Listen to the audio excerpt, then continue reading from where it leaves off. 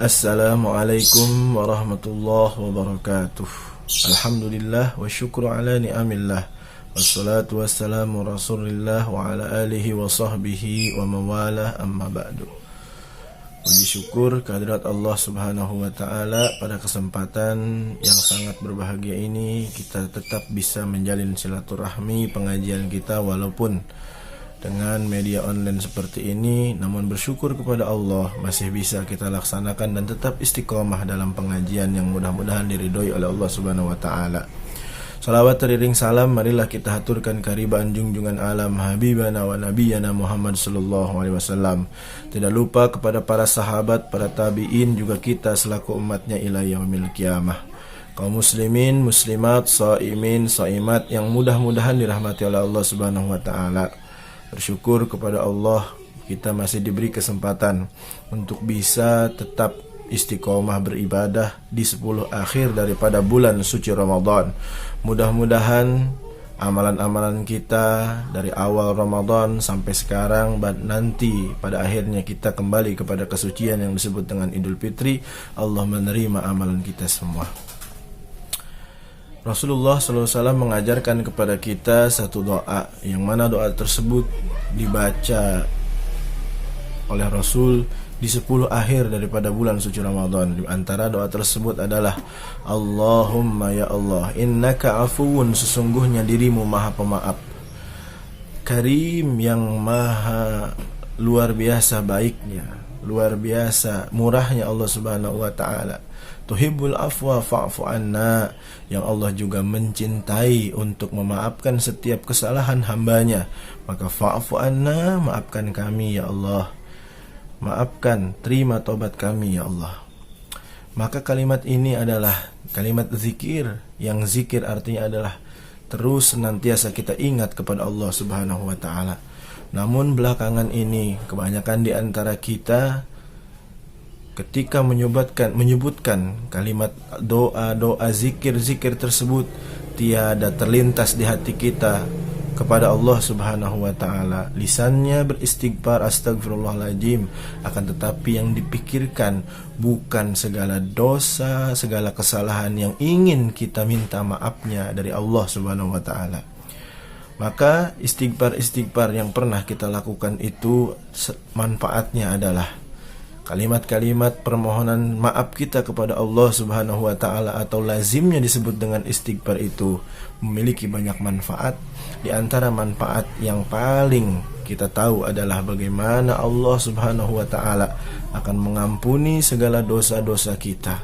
Bahkan senangnya Allah subhanahu wa ta'ala ketika ada seorang hamba yang bertaubat, ingin memohon ampun kepada Allah subhanahu wa ta'ala, yaitu seperti senangnya seseorang yang berpergian di tengah padang pasir, kehilangan segala perbekalannya, kehilangan segala perbendaharaannya, dan menemukannya kembali. Bagaimana rasa senangnya itu Allah subhanahu wa ta'ala. Para hadirin muslimin, muslimat, shaimin, shaimat, fadilah selanjutnya daripada kalimat istighfar adalah bagaimana istighfar mampu mempermudah kita untuk memperoleh keinginan, hajat, tujuan kita.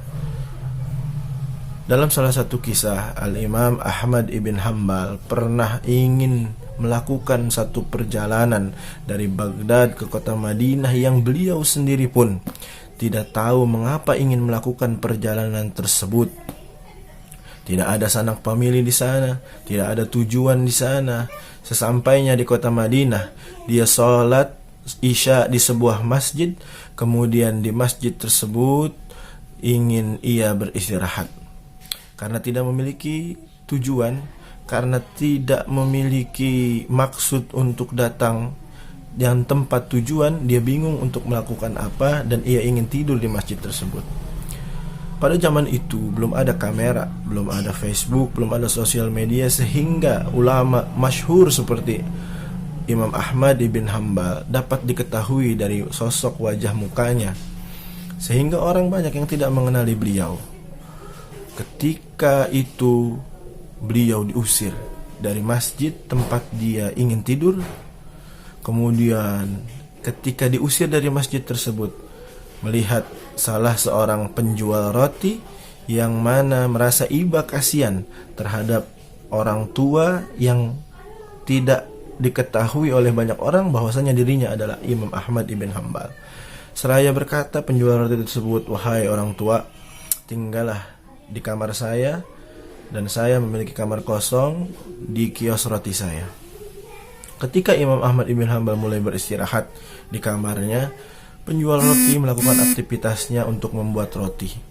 Ketika dalam pembuatan roti, terkaget luar biasa Imam Ahmad ibn Hanbal karena setiap gerak, setiap langkah, setiap apapun yang dilakukan oleh penjual roti tersebut tidak lain dan tidak bukan diawali dengan istighfar, astagfirullahaladzim, menuangkan air ke dalam adonan, beristighfar, mengaduk makanannya, mengaduk terigunya, mengaduk gandumnya, dia ucapkan istighfar, dan seluruh gerakan tubuhnya dilakukan tidak lain dan tidak bukan diawali dengan istighfar. Lantas Imam Ahmad ibn Hanbal bertanya, "Mengapa engkau membaca kalimat istighfar tersebut terus-menerus di setiap langkah, di setiap gerak dari seluruh tubuhmu kau selalu awali dengan istighfar?" Maka maka penjual roti tersebut berkata, "Sungguhnya aku pernah mendengar dari ulama yang masyhur yang bernama Imam Ahmad ibn Hanbal bercerita tentang masalah fadilah, keutamaan daripada istighfar. Namun aku sampai sekarang belum pernah bertemu dengannya." Lalu lantas apa amalan istighfar tersebut spesialnya? "Sudah berapa tahun Anda melakukannya?" kata Imam Ahmad ibn Hanbal kepada penjual roti tersebut. "Kurang lebih selama 30-25 tahun aku udah istiqomah melakukan ini." Maka Imam Ahmad ibn Hanbal bertanya lagi, "Lantas apa faedah yang paling terasa?" Yaitu penjual roti menjawab, "Bagaimana setiap hajat kebutuhan saya Allah mudahkan. Hanya saja," kata penjual roti tersebut, "ada salah satu keinginan saya yang belum terkabul sampai sekarang." Lantas Imam Ahmad ibn Hanbal bertanya, "Apa permintaan tersebut?" Yaitu, "Aku ingin berjumpa dengan Imam Ahmad ibn Hanbal." Maka diketahui bahwasanya perjalanan Imam Ahmad ibn Hanbal dari kota Baghdad sampai ke Madinah tersebut tidak lain dan tidak bukan ditarik oleh istighfarnya penjual roti yang memang memiliki hajat, keinginan untuk bertemu dengan Imam Ahmad ibn Hanbal.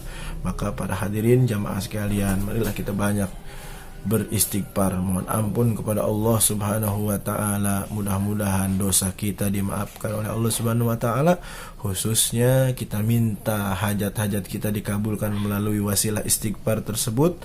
Ya, istighfar ini kita lakukan, kita minta kepada Allah semoga wabah virus corona yang mana sedang membuat heboh seluruh masyarakat dunia, segala Allah Subhanahu wa taala angkat dan cabut.